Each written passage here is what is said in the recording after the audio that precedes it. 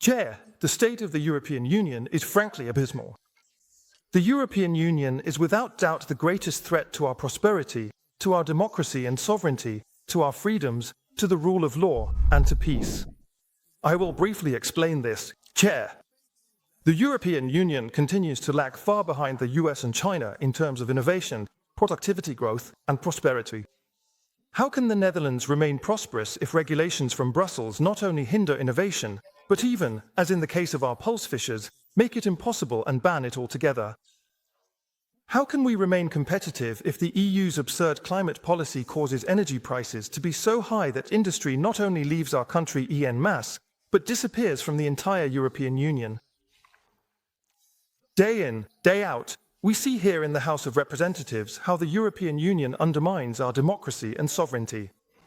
Motions that have been adopted but are not in line with what the European Union wants are systematically ignored by the government. Even referendums, such as the referendum on the European Constitution in 2005 and the EU Association Agreement with Ukraine in 2016, are brushed aside if the outcome is unfavorable for the European Union. The European Union forces us to reform our pensions. The EU forces us to introduce the digital euro, and so on and so forth. The European Union makes it impossible for us to control our own national borders, leaving us at the mercy of the mass migration that is so disruptive to our country. The European Union even supports coups in other European countries. As soon as the people there have the audacity to elect leaders who want to pursue a course the EU is not happy with. For example, think of the violent EU-backed coup in Ukraine in 2014, or the EU-supported power grab in Romania this year. The European Union also threatens our freedoms and, above all, Chairman, our freedom of expression. Russian broadcasters have been banned by the European Union.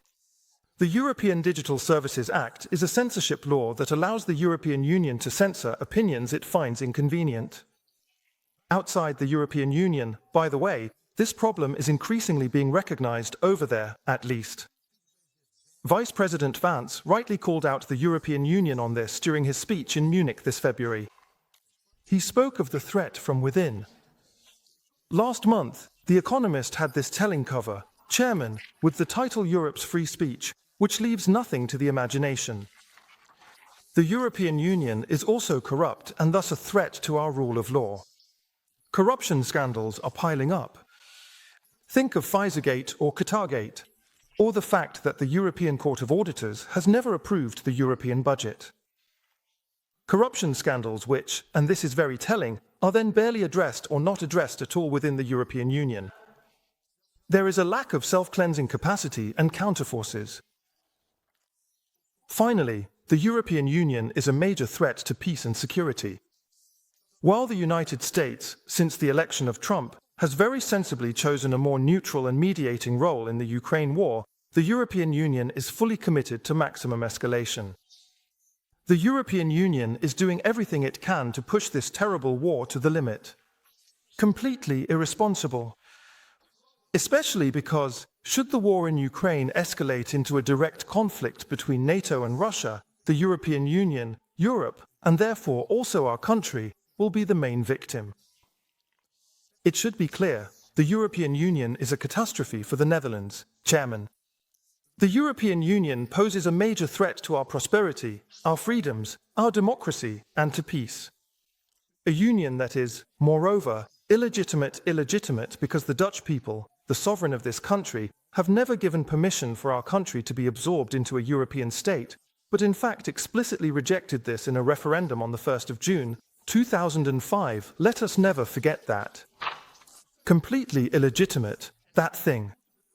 And that is why we must leave the European Union as soon as possible, after which we could then choose, for example, to join the European Free Trade Association, which, not coincidentally, includes Iceland, Norway, Switzerland, and Liechtenstein, the most prosperous European countries.